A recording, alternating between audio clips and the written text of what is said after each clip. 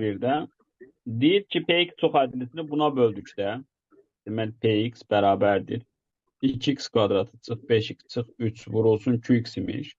Və qalıq 2x plus 7 imiş. Çünki qalıqda üstünə əlməliyik. İndi deyir p 2x plus 1'i tap. Qalığı tapıyır.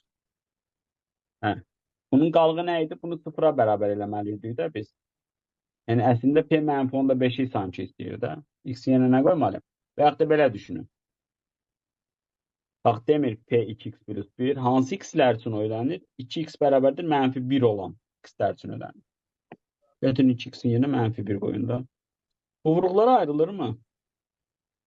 Ayrılır da 2x plus 1'dir. X minus 3'dür. Ayrılır. Rahat sual diye bu. Bunlar rahat. Yani 2x plus 1'e bura bölünür. Qalığı nə qalır? Bura. Orada da 2x'in yerine nə qoyacağız? Mənfi 1 qoyacağız. Cavabını alacağız. Al. Anladın mı?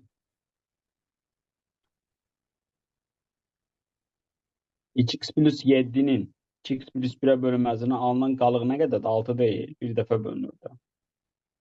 Onların da qalıqlarını hər dəfə düşünməmək üçün biz nə edirik?